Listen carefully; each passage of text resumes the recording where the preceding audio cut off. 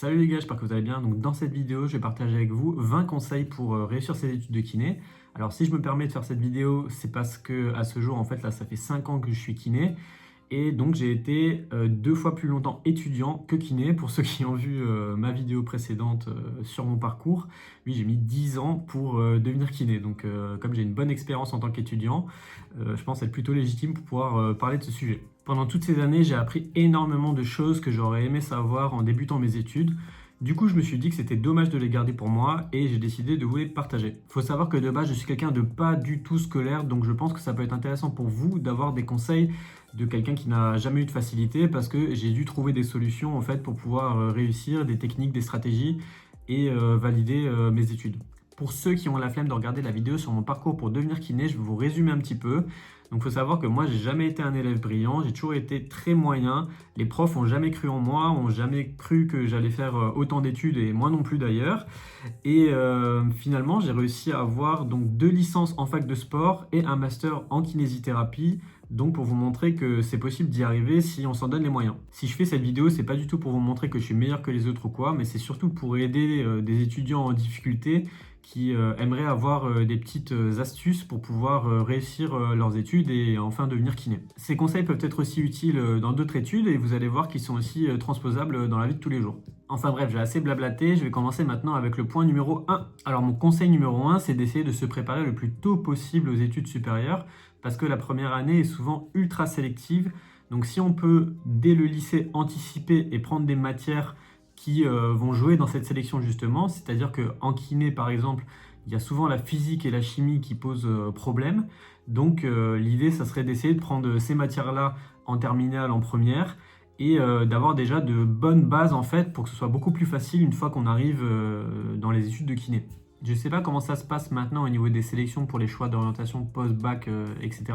Mais moi, à mon époque, il suffisait d'avoir le bac, peu importe lequel, et on pouvait aller où on voulait. Donc avoir un niveau de la stratégie globale pour avoir le choix de votre orientation.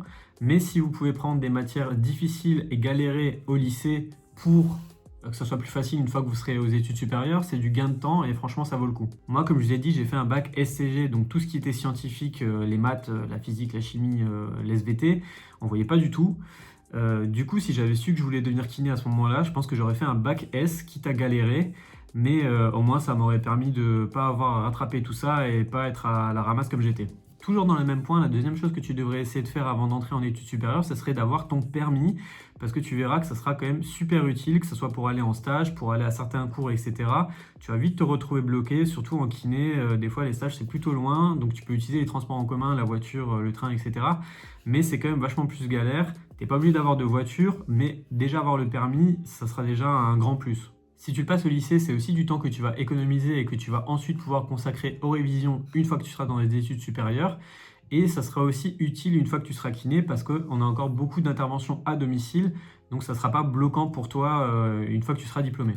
Le deuxième conseil que j'ai à te donner, c'est de te renseigner le plus possible sur le métier en lui-même et sur les études parce que si le métier et que les études ne te plaisent pas, ça va être difficile d'arriver au bout. Il y a énormément de ressources maintenant sur YouTube ou sur Internet de façon générale pour avoir un aperçu sur le métier. Mais ce que tu peux faire, ce que moi j'avais fait en tout cas, c'est que j'étais allé voir un kiné proche de chez moi et je lui avais dit que j'aimerais bien venir en stage juste une matinée pour voir un petit peu en quoi ça consistait parce que j'étais jamais allé chez le kiné moi-même en tant que patient et il a accepté et ça m'a permis tout de suite de savoir si ça allait me plaire ou pas. Donc vraiment ça c'est un truc que je te conseille quoi. Après, je suis d'accord avec toi que c'est hyper difficile de savoir ce qu'on veut faire plus tard parce qu'on ne se connaît pas, on ne connaît pas le monde professionnel, on ne connaît pas grand-chose à la vie en réalité quand on est au lycée.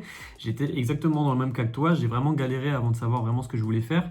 Mais moi, ce que je te conseille après, c'est de t'engager, va voir directement si ça te plaît ou pas, même dans les études. Et si tu te trompes, c'est pas grave. En première année, il y a plein de gens qui changent d'orientation au final. Et des fois, on arrive en testant, en fait, à finir par savoir ce qui nous plaît ou pas. Ce que tu pourrais faire aussi, c'est d'essayer de contacter des gens qui sont déjà dans les études de kiné et qui pourraient par exemple t'envoyer leurs cours ou t'expliquer exactement comment ça se passe au quotidien, en fait, les études de kiné et voir en fait si ça pourrait te correspondre ou pas. Si tu arrives à savoir ce que tu veux faire exactement comme métier après le lycée, tu vas gagner énormément de temps. Moi, c'était pas mon cas, j'ai découvert la kiné quand j'étais en fac de sport, du coup j'ai fait des études à rallonge.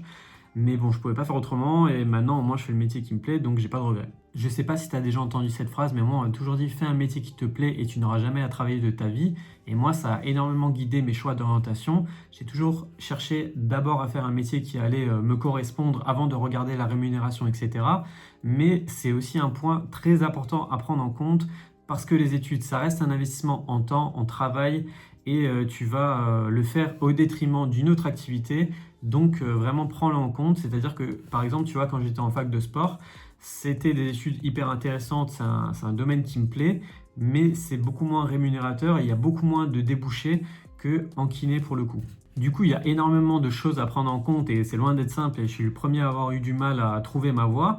Mais s'il y a un dernier élément de réflexion que je peux t'apporter au niveau de ton choix d'orientation, c'est d'essayer de choisir des études qui te permettent d'accéder à un métier directement. C'est-à-dire que dès que tu fais les études de kiné, à la fin, tu es kiné. Tu fais les études d'infirmière, à la fin, tu es infirmière. Si tu vas en STAPS, par exemple, pour te parler de ce que je connais en fac de sport, si tu as ta licence STAPS, tu seras coach sportif, mais en fait, il faut savoir que même sans diplôme, tu peux te décréter coach sportif. Voilà, alors que kiné, tu ne pourras jamais te décréter kiné si tu n'as pas le diplôme. Tu vois? Donc ça, c'est aussi un point important pour choisir vers là où tu veux aller. Le troisième conseil que j'ai à te donner, c'est de te renseigner sur les différentes façons de devenir kiné, de savoir comment tu vas pouvoir accéder en fait à ce métier. Donc moi, je suis passé par la Belgique en fait, donc c'est un tirage au sort pour pouvoir y aller. Sinon, c'est aussi possible de passer par l'Espagne, par le Luxembourg. Donc ça, c'est des études où en fait, tu as juste à payer en gros pour pouvoir rentrer dans l'école.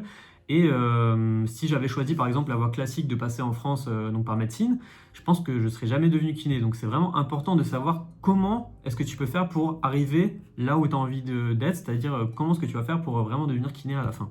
Donc il y a plein de voies différentes, peu importe laquelle tu prendras, il y a des équivalences, surtout quand tu vas les faire en Belgique ou en Espagne, il y en a plein qui vont faire leurs études là-bas dans d'autres pays et qui reviennent après en France pour pouvoir exercer. L'important c'est de trouver celle qui te correspond le plus, donc ça pareil, renseigne-toi bien sur les études. J'ai fait déjà quelques vidéos si tu veux sur ma chaîne justement où j'interviewe des kinés qui ont fait leurs études en Roumanie, Luxembourg, Espagne, qu'est-ce que j'ai fait d'autres, Pays-Bas. Et moi je parle aussi de mon expérience en Belgique, sinon il y a sûrement encore d'autres ressources sur internet. Et voilà, l'important c'est d'être diplômé et puis à la fin, tu seras kiné comme les autres en fait. Voilà, donc les trois derniers conseils là, c'était vraiment des choses à savoir en fait avant d'entrer dans les études. Maintenant pour le quatrième conseil, c'est ce que tu vas devoir mettre en place à partir du moment où tu arrives vraiment dans l'école. Donc la première chose à faire, c'est vraiment regarder les règles du jeu. Donc lis le règlement. Si tu veux gagner un jeu, il faut connaître les règles. Si tu ne sais pas comment tu peux gagner, tu diminues quand même tes chances en fait de pouvoir valider et de réussir tes examens en fait. Donc regarde bien les attentes et les conditions que tu vas devoir remplir pour valider ton année, passer dans l'année supérieure et à la fin valider ton diplôme. Est-ce qu'il faut que tu aies 10 sur 20 à chaque matière? Est-ce qu'il faut que tu aies 10 sur 20 à l'UE ou la moyenne sur l'année? Est-ce qu'il faut que tu aies 12 sur 20? Est-ce qu'il y a des rattrapages? Est-ce qu'il n'y a pas des rattrapages? Est-ce que tu as des recours? Est-ce que tu as des droits particuliers ou des choses à mettre en place pour pouvoir t'aider en fait dans les examens ou dans la validation? Donc vraiment renseigne-toi sur tout ça et tu verras que ça va forcément t'aider en fait à réussir à devenir kiné. Cinquième conseil, dès que tu arrives en études supérieures, c'est plus comme au lycée. Je ne sais pas comment ça se passe au lycée maintenant, mais moi à l'époque on écrivait encore tout, le prof il écrivait au tableau, fallait recopier, etc. Là tu laisses tomber les outils papier, tu passes au numérique, tu te prends un ordinateur, tu retapes tout là-dessus et tu verras que ça va faire toute la différence par rapport à la version écrite et papier que tu as toujours eu l'habitude d'utiliser. Ça sera déjà 100 fois plus facile en fait pour transporter tous tes cours, tu auras tout qui sera réuni au même endroit dans ton ordinateur, il n'y aura jamais d'oubli de livres à la maison quand tu es en cours, tu pourras tout retaper au propre facilement, si tu fais une erreur t'effaces, plus besoin d'utiliser du Tipex ou des choses comme ça, c'est fini. Et même pour pouvoir le partager avec d'autres élèves, il n'y aura pas de question de je ne comprends pas ce que tu as écrit là, comment tu écris, etc. Tout sera beaucoup plus lisible et tout sera beaucoup plus simple, donc passe vraiment au numérique. Maintenant en plus il y a l'IA, il y a plein d'outils en fait qui te permettent de facilement tout numériser. Par exemple si maintenant tu as encore un texte écrit, tu le prends en photo avec ton téléphone et ça va tout te retranscrire automatiquement, tu n'es pas obligé de tout retaper si tu veux le passer en version numérique. Donc franchement, ne te prive pas de ça quoi. Le truc à faire aussi quand tu es en cours pratique par exemple et qu'il y a une manipulation particulière à faire, ne cherche pas à réécrire étape par étape ce qu'il faut faire, filme-le directement en fait, c'est tellement plus simple. Comme on dit, une image vaut 1000 mots. Alors si en plus tu filmes, là tu auras toutes les informations, tu dis en même temps ce qu'il faut faire et ce qu'il y a à retenir, et ça sera 3 fois plus facile à le refaire après chez toi et à t'en souvenir ensuite pour l'examen. Va voir aussi du côté des applications, il y en a vraiment des super pour apprendre, même l'anatomie par exemple. Il y en avait une qui permettait de vraiment tout voir en 3D au niveau des structures osseuses, musculaires, d'enlever certaines couches. C'était vraiment top pour pouvoir apprendre l'anatomie. Et il y a aussi des outils IA et d'autres applications qui te permettent de bien réviser et bien retenir les bilans, d'avoir des moyens mnémotechniques. Donc vraiment, ne t'en prive pas en fait. 6e conseil, ne va pas en cours. Donc je sais que ça c'est un conseil un peu qui va faire débat je pense, mais moi en fait si tu veux quand je suis arrivé en études supérieures, j'allais au tout départ à tous les cours. Quand j'étais en fac de sport, j'allais vraiment à tous les cours. Et en fait, quand je suis arrivé en kiné, j'ai compris que des fois en fait c'était une perte de temps. C'est-à-dire que si tu vas en cours et que le prof lis son cours et que tu l'as déjà, en fait, quel est l'intérêt? Je sais lire, tu vois ce que je veux dire? Je me suis dit, en fait, si c'est pour aller en cours et en fait ne pas écouter ou lire ce que je peux lire à la maison, autant que je le fasse chez moi en fait. Parce qu'en fait, tout ce temps que tu vas passer en cours à écouter le prof parler, c'est du temps que tu vas pas passer à réviser en fait, à travailler sur tes cours et à avancer. Il faut savoir que tous les cours, quand tu arrives en études supérieures, c'est pas des cours qui sont obligatoires. Certains le sont, mais pas tous. Donc, à partir du moment où tu n'es pas obligé d'y aller et que le prof n'apporte rien de plus que ce que tu as, c'est un peu de la perte de temps, je trouve. Voilà. Après, il y a certaines personnes qui ont besoin d'y aller, qui ont besoin d'écouter, qui ont besoin de diviser à chaque fois le cours et que le prof le fasse pour nous. Ça, c'est différent. Moi, pour le coup, c'était pas mon cas. Donc, il y a des cours en fait où j'y allais pas et ça s'est très bien passé. Après, il y en a qui vont en cours pour discuter et se faire des potes. Et voilà, c'est vrai qu'il y a quand même le côté social de l'école, ça je le dis pas. Maintenant, il faut voir si toi, qui as des difficultés, tu peux te le permettre ou pas. Moi, je pouvais pas forcément me le permettre, j'avais pas de facilité à apprendre. Donc, je préférais passer ce temps, dès que je pouvais en tout cas, à réviser chez moi plutôt que d'aller en cours et ça ne n'apporte rien de plus, quoi.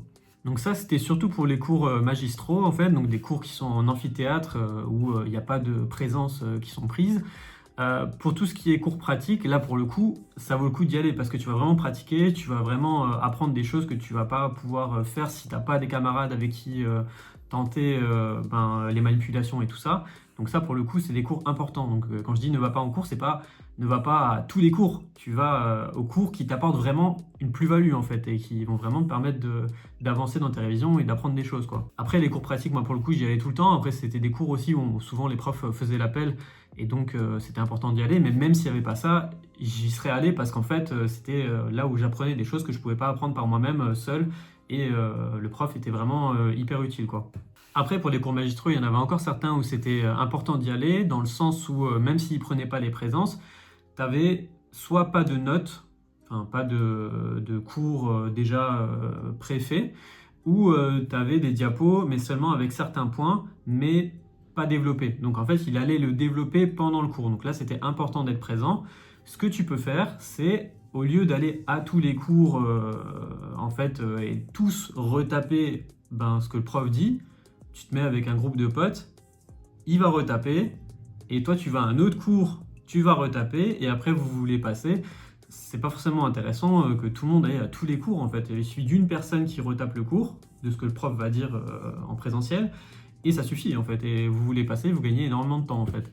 Donc ça, c'est des astuces de petit filou. Il n'y a aucun prof qui te conseillera ce que je viens de te dire là, mais ça marche plutôt bien. En tout cas, ça l'a fait pour moi.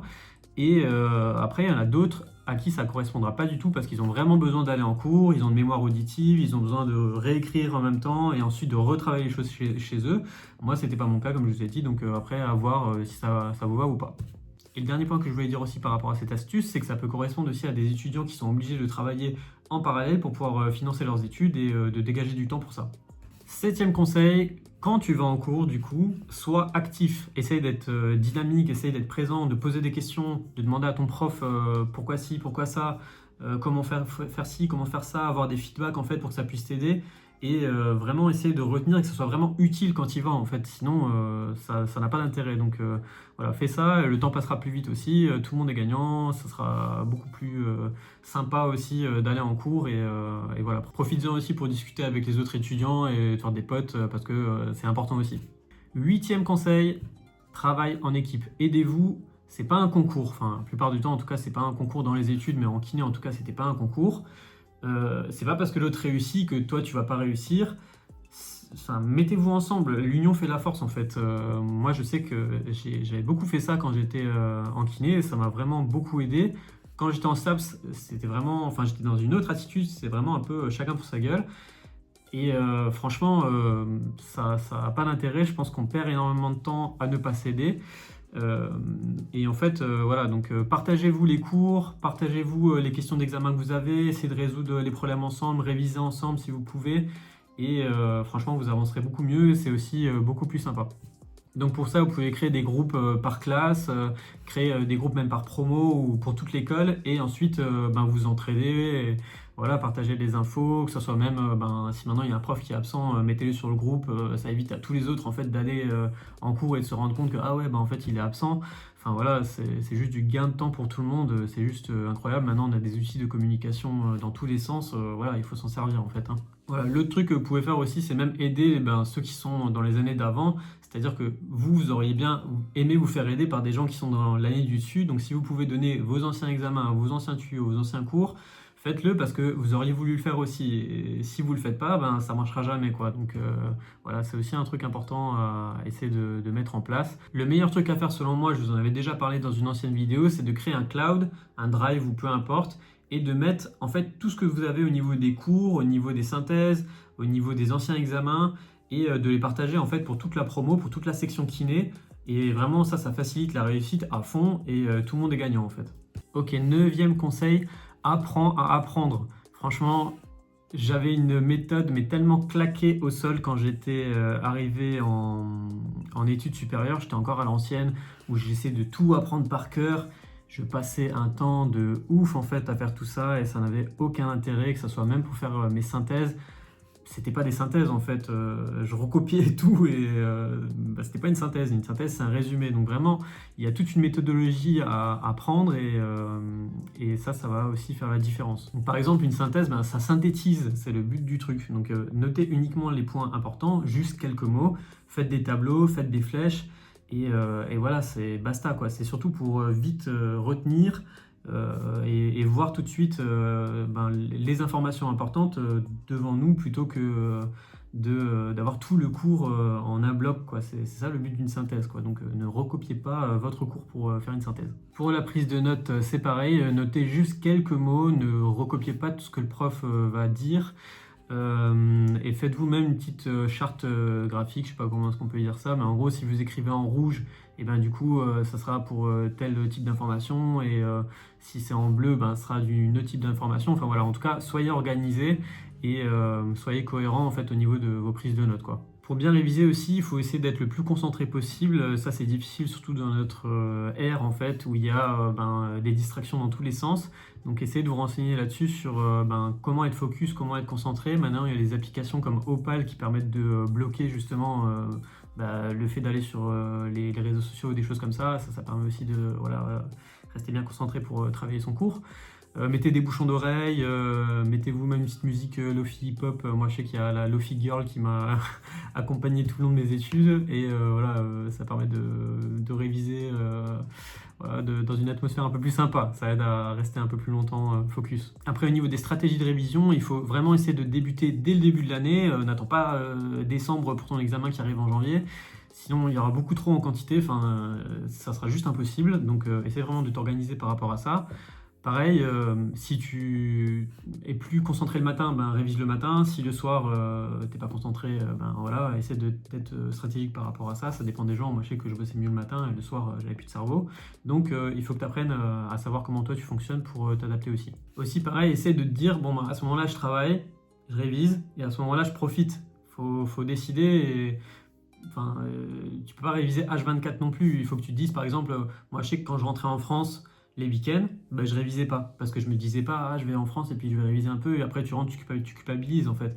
Donc choisis en fait le moment où tu bosses et le moment où tu bosses pas et voilà, ça sera beaucoup plus clair et beaucoup plus simple et au moins il n'y aura pas de soucis. Une dernière chose qui marche bien, c'est pas forcément d'apprendre tout par cœur, mais d'essayer d'avoir des questions en fait justement qui vont te permettre de retenir, d'aller chercher à chaque fois dans ta mémoire. Donc je sais qu'il y a des applications aussi qui existent pour ça, flashcard un peu ou des choses comme ça, j'avais vu ça passer.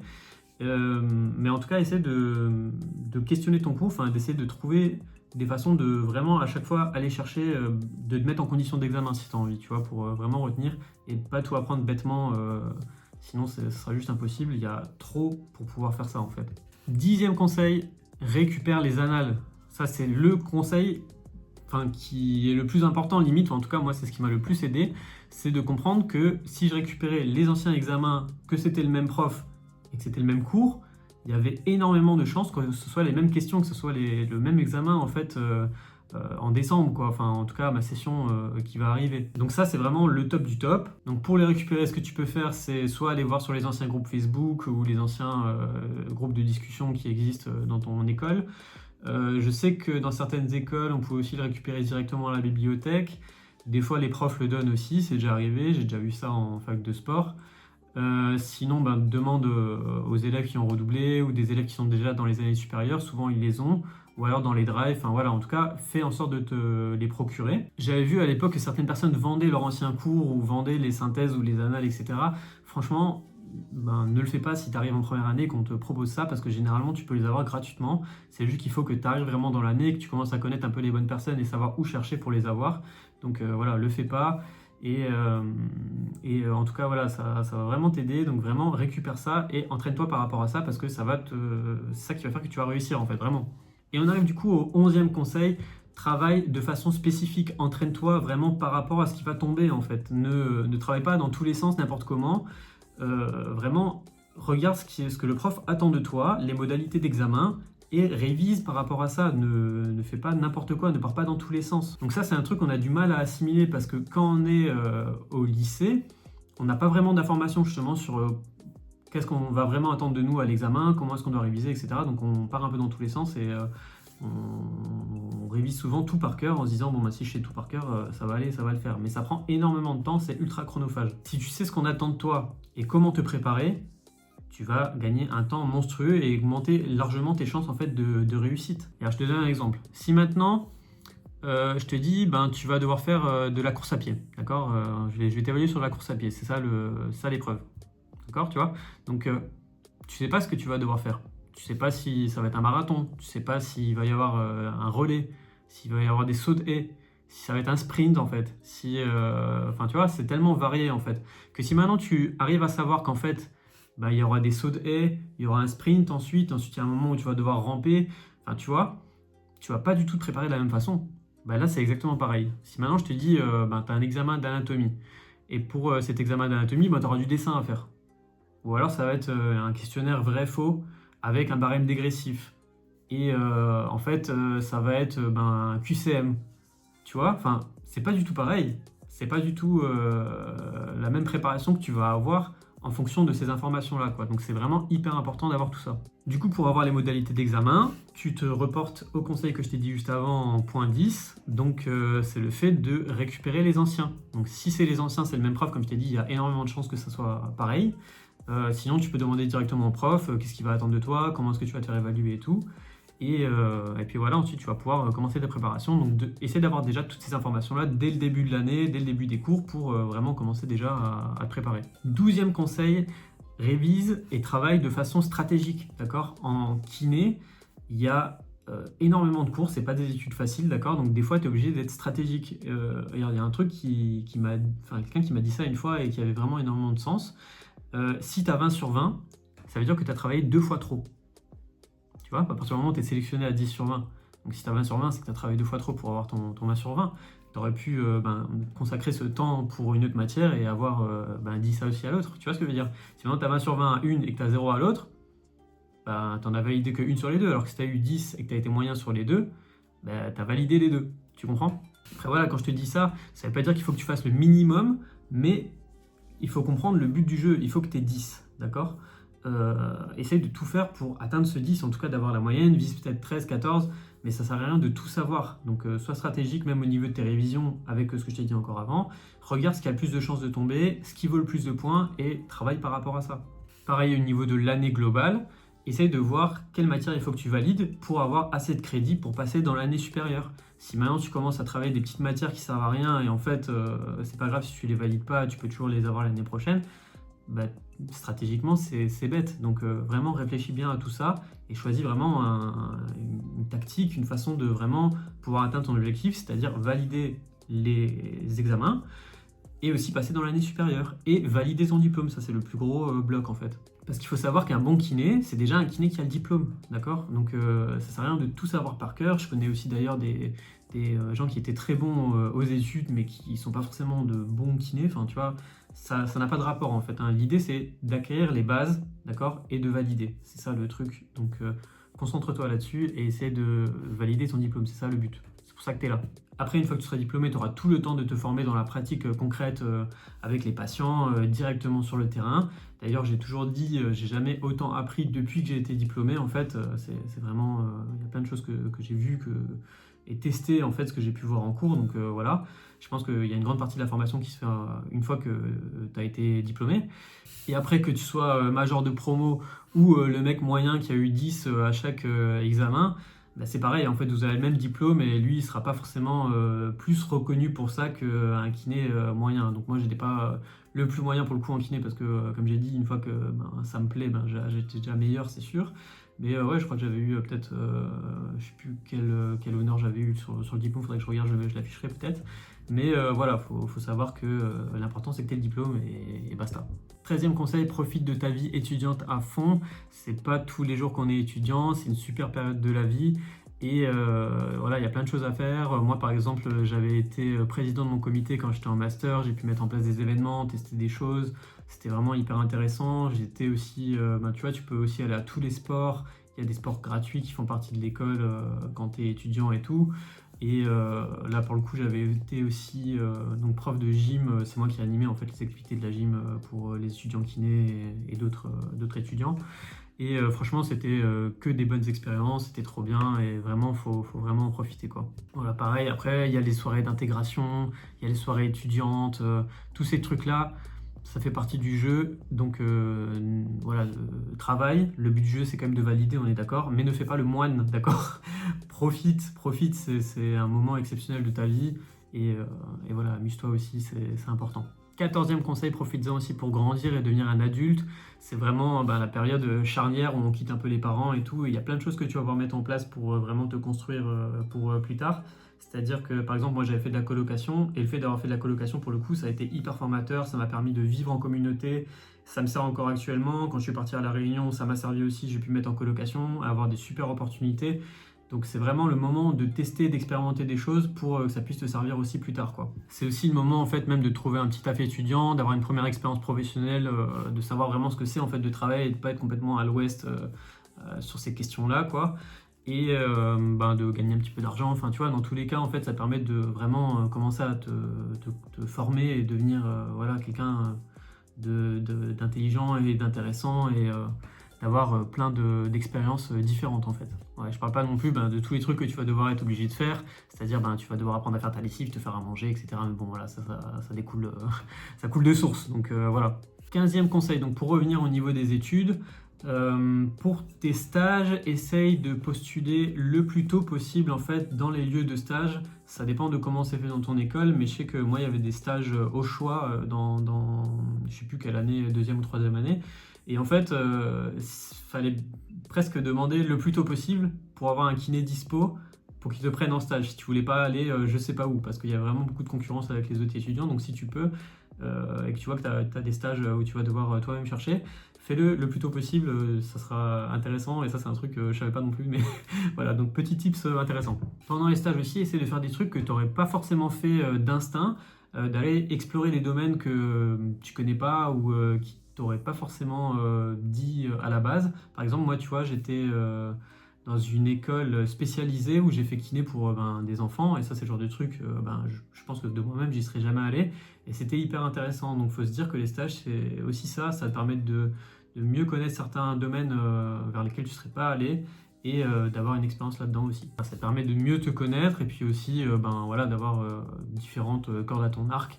Donc voilà, c'est important de pas que faire le domaine qui t'aurait plu, donc fais de la pneumo, fais de la pédia, fais de la neuro, fais voilà, tout ce que tu peux pour vraiment devenir un kiné expérimenté. 16e conseil, donc pour le mémoire, ne te casse pas la tête avec le mémoire. Franchement, j'en vois trop se péter la tête avec ce truc, alors qu'en fait, c'est un devoir comme un autre, tu vois. J'en connaissais un qui a même redoublé, en fait, parce qu'il voulait faire le mémoire parfait. Il voyait ça un petit peu comme le point final, le truc qui avait ponctué son diplôme, alors que tout le monde s'en fout. Je te dis la vérité, tout le monde s'en fout. Une fois que tu as terminé tes études, personne te demande, en fait, ah, c'était quoi, en fait, ton sujet de mémoire. Enfin, les patients, ils vont pas venir chez toi parce que tu as fait tel ou tel sujet de mémoire. Les gens, même en salariat, ils vont pas te recruter parce que tu as fait un mémoire sur la pneumo ou je sais pas quoi. Donc ne te casse pas la tête, c'est un devoir parmi les autres. Essaye de faire en sorte de le valider, que ça soit facile à mettre en place pour toi et essaye d'en tirer ce qu'il y a à tirer. C'est-à-dire, ce qui est important, le but du mémoire, c'est juste de comprendre comment se déroule une étude, quels sont les biais différents, etc. et comment tu le mets en place concrètement. Mais c'est tout, d'accord? Donc cherche au plus simple, fais ton mémoire et voilà, passe à autre chose. D'ailleurs, pour les mémoires, pareil, je comprends pas comment ils peuvent encore laisser les étudiants à chaque fois aller demander au kiné. Franchement, je vois plein de messages en fait sur le groupe Facebook par rapport à ça à chaque fois, de questionnaires de mémoire sur des sujets un peu à chaque fois. On se dit mais c'est tiré par les cheveux. Enfin, quand on est en études, on se rend pas forcément compte, mais une fois qu'on est kiné, ça nous saoule en fait de répondre à ça, quoi. Donc voilà, je vois pas trop l'intérêt de ce travail, je vous avoue, et voilà, pour l'instant c'est comme ça. C'est comme ça. Ok, 17e conseil. Donc là, c'est surtout en cas d'échec. Donc imaginons que tu rates un examen. Ce qu'il faut que tu fasses déjà, c'est d'essayer d'aller voir pourquoi tu as raté, d'accord? Donc c'est ça le conseil, va voir pourquoi tu as raté, va te renseigner par rapport à ça, n'accepte pas juste la note, ah bon, moi j'ai raté, d'accord? Va voir la consultation des copies. Nous, il y avait un truc comme ça, en fait, ça s'appelait la consultation des copies. Donc on allait voir le prof, on avait notre copie et on voyait, on avait fait des erreurs, on pouvait lui poser des questions, et en fait, par rapport à ça, on pouvait voilà, ensuite s'adapter et puis réussir la fois d'après. Donc vraiment, remets-toi en question et va voir. Donc vraiment, essaie de comprendre pourquoi tu as raté en fait. Est-ce que c'est parce que tu n'as pas assez travaillé ou vraiment juste tu étais complètement à côté de la plaque, quoi.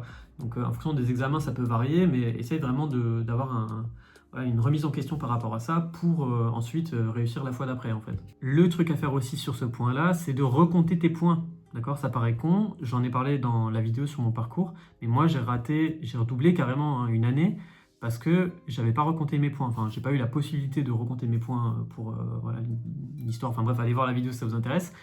Mais recomptez vos points, parce qu'en fait, si ça se trouve, le prof a juste mal compté ses points, ce qui était mon cas. Et j'avais eu 10,5 au lieu de 9,5 et j'ai redoublé pour ça. Donc voilà, allez voir ça. Et je suis pas le seul à qui c'est arrivé, j'en ai connu d'autres qui devaient redoubler, qui sont allés, qui ont recompté leurs points et qui sont passés. Donc voilà, essayez de faire ça, c'est important. Et aussi, il faut savoir que c'est possible des fois de négocier avec le prof.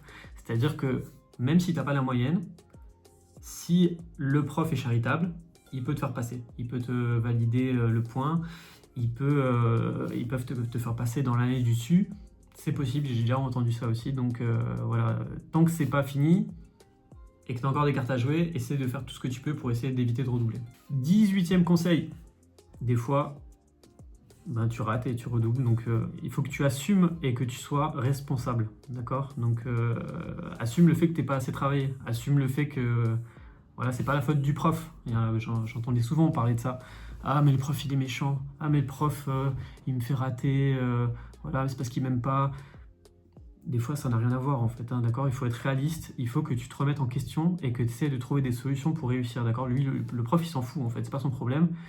Il faut que tu fasses ce qu'il faut pour répondre à ce qu'il attend de toi, d'accord? Des fois, il faut se mettre au sol. Je sais que par exemple, c'était le cas dans certains stages. Bon, ça n'a pas été mon cas. En vrai, moi, les stages, ça s'est toujours plutôt bien passé.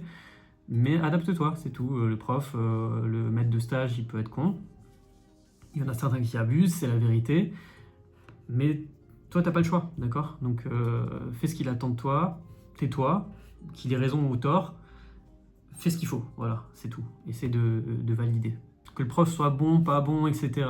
ou qu'il te fasse mal apprendre, peu importe, si besoin même que tu as vraiment des difficultés, prends un prof particulier, tu vois, qui connaît bien le cours, qui connaît bien l'école dans laquelle tu es, Dans tous les cas, dis-toi que c'est temporaire. Une fois que tu auras validé, une fois que tu seras kiné, tu n'auras plus du tout à régler tout ça. Donc voilà, fais ce qu'il faut pour réussir. 19e conseil, travaille plus. Des fois, en fait, juste tu rates, mais parce que tu travailles pas. Tu crois que tu travailles, mais tu travailles pas. Tu fais au minimum. Tu fais un petit peu, et ah, je comprends pas. Pourtant, j'ai travaillé à fond. Il y a des questions de méthode, hein, comme j'ai dit. Des fois, c'est d'un point de vue stratégique, de méthode, etc. Mais des fois, c'est surtout parce que tu travailles pas. Si tu veux réussir, il faut que tu travailles.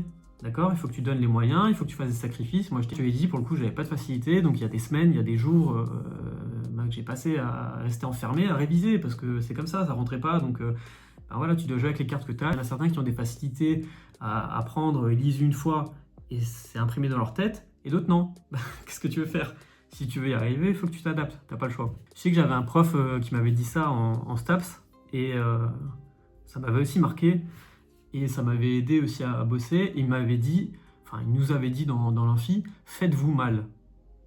En fait, faites-vous mal, enfin, essayez de vraiment travailler, quoi. Essayez de vraiment vous pousser au bout, quoi. Faites pas semblant. Parce que des fois, on est là, on lit vite fait, oui, c'est bon, je vais travailler. Mais c'est pas parce que tu passes énormément de temps devant ton cours que tu es vraiment en train de travailler, que tu es vraiment efficace, tu es vraiment en train de bosser. Tu vois ce que je veux dire? Donc voilà, essaie de le faire pour de vrai, fais pas semblant, c'est ton avenir qui se joue. C'est important, donc voilà, fais ce que tu peux, sinon tu vas regretter. Moi, comme j'ai dit, en fait, première année de kiné et première année de STAPS, j'étais vraiment en mode réussir ou mourir. Et c'est ça qui a fait que j'ai réussi, alors que je suis un cancre, j'ai du mal, je galère, d'accord? Mais j'ai fait tout ce que j'ai pu. J'ai travaillé comme un fou. Et au bout d'un moment, ça passe, en fait, d'accord? Même si c'est dur, vous allez y arriver, d'accord? Mais il faut juste se donner les moyens, en fait, d'accord? Et faire vraiment de son mieux. Tout le monde a des difficultés plus ou moins en fonction, d'accord? Mais il ne faut pas que ça devienne des excuses si toi t'en as, d'accord? Il faut vraiment chercher à être à fond. Si tu es à fond et que tu fais de ton mieux, bah, tu n'auras jamais de regrets, quoi. Essaye d'être honnête avec toi-même. Est-ce que tu travailles vraiment? Est-ce que tu vas pas en boîte? Est-ce que quand tu dis que tu révises, tu n'es pas sur les réseaux en réalité? Voilà, remets-toi en question. Tout dépend de toi. Dernier conseil aussi pour te motiver. N'abandonne pas. Voilà, 20e conseil, c'est ne pas abandonner ou abandonne vite. C'est-à-dire que c'est soit tu fais les choses pour de vrai, ou soit tu t'arrêtes, d'accord? Parce que dans tous les cas, sinon tu perds ton temps. C'est-à-dire que quand tu es en kiné, si maintenant tu vas jusqu'en 3e année et que tu décides d'arrêter à ce moment-là, bah t'as fait tout ça pour rien, mec, en fait. T'as fait tout ça pour rien. Ça vaut zéro. C'est zéro. Donc c'est soit va jusqu'au bout de ton diplôme, ou soit tu t'arrêtes en première année. D'accord? Si maintenant tu es en 3e ou en 4e année, va jusqu'au bout. Sinon, ça ne servira à rien. Sinon, ça ne servira à rien, tu auras fait toutes ces années pour rien. C'est tout à la poubelle. Et voilà, tu n'as rien dans les mains. D'accord? Donc, si maintenant tu es en 3e, 4e, 2e année, il y a quand même un biais d'engagement, mais qui est positif en réalité, parce que ça te pousse à aller au bout. D'accord? Mais si tu te rends compte vraiment que ça ne te plaît pas pour le coup, essaie de t'en rendre compte le plus vite possible pour gagner du temps et pas faire toutes tes années inutilement, quoi. Parce que comme je t'ai dit, les études, ça coûte de l'argent et que c'est dommage de redoubler et de faire les choses à moitié. Si ça te plaît pas, quitte, d'accord? Et si maintenant t'es dedans, essaie de valider, d'accord? Ne perds pas ton temps à faire les choses à moitié. En plus, pour les étudiants français qui sont partis faire leurs études en Belgique et qui ont eu la chance d'être tirés au sort, mais rends-toi compte, t'as eu une chance sur 3 et t'as été pris.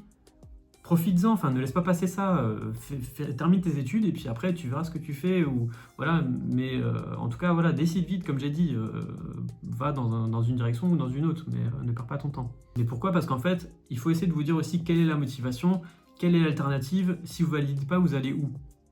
Qu'est-ce que vous allez faire d'autre? D'accord? Si vous n'avez pas d'autre alternative, mais restez dedans alors et puis terminez ça, et puis après vous verrez bien. Kiné c'est tellement large en fait, il y a tellement moyen de faire de pratiquer de toutes les façons qu'on veut, quoi. Donc voilà, c'est un métier qui peut vraiment correspondre à plein de monde, c'est dommage de ne pas aller au bout.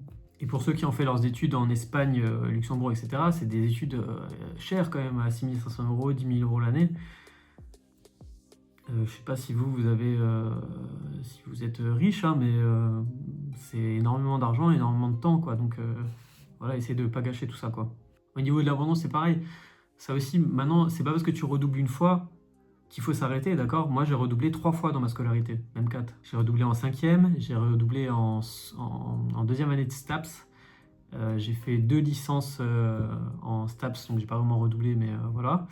Et c'est pour ça que je te disais 4. Et j'ai redoublé en 3e année de kiné. Mais finalement, j'ai fini, d'accord? Donc quand on tombe, on se relève, c'est tout.